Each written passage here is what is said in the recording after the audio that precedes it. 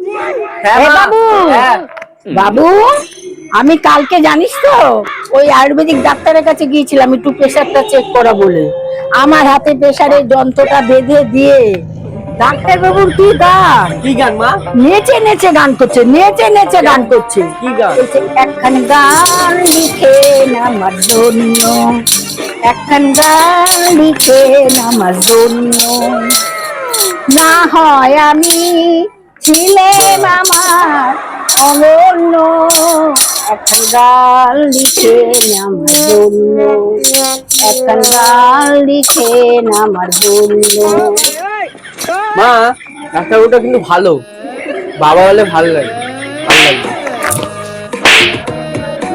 মায়ের চরিত্র নিয়ে কথা বলা, ডাক্তারবাবু বাবা হতো, পাড়ার লোক শুনছে না।